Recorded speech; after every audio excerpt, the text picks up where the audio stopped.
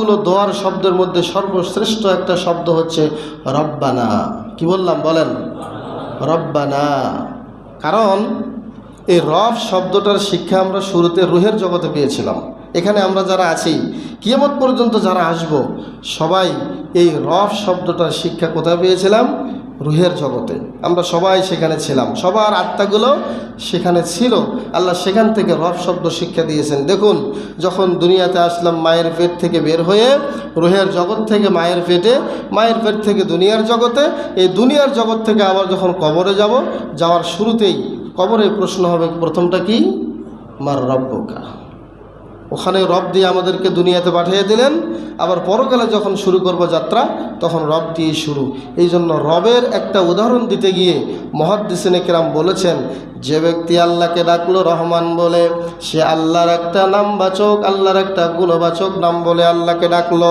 যে আল্লাহকে রহিম বলে ডাকলো, সে আল্লাহর একটা গুণবাচক নাম বলে আল্লাহকে ডাকলো। যে আল্লাহকে গফুর বলে ডাকলো, সে আল্লাহর একটা গুণবাচক নাম ধরে আল্লাহকে ডাকলো। যে আল্লাহকে সাত্তার, গফফার, কহার, যত গুণবাচক নাম আছে সমস্ত নামগুলো হচ্ছে তার সিফতি নাম। কিন্তু কোন বান্দা যদি, কোন উম্মতে মুহাম্মাদি যদি আল্লাহকে একবার রব বলে ডাকে, আল্লাহকে একবার রব বলে যদি ডাকে, তাহলে সাথে সাথে আল্লাহ তাআলার 99টা গুণবাচক নামের একসাথে আহ্বান করা হয়ে যায়। আল্লাহকে বলেন সুবহানাল্লাহ। যদি কেউ রব বলে ডাকে, তার মধ্যে রহমান আছে। যদি কেউ রব বলে ডাকে, ওই রবের মধ্যে রহিম থাকে, গফুর থাকে, সাত্তার থাকে, জব্বার থাকে, কহার থাকে।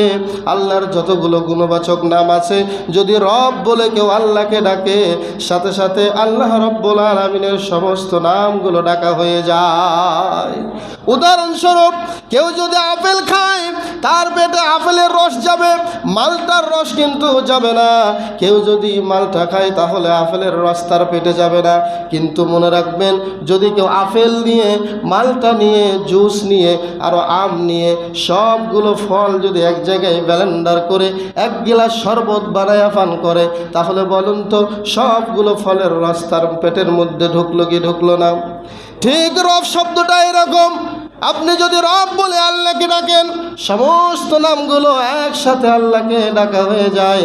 এই জন্য কোরআনের বিভিন্ন আয়াত খুঁজলে আপনারা দেখতে পারবেন, কোরআনের বহু জায়গায় নবীরা রাসূলরা আল্লাহর কাছে যখনই দোয়া করেছেন, দোয়ার শুরুতেই তারা রব শব্দ ব্যবহার করেছেন। বলেন সুবহানাল্লাহ।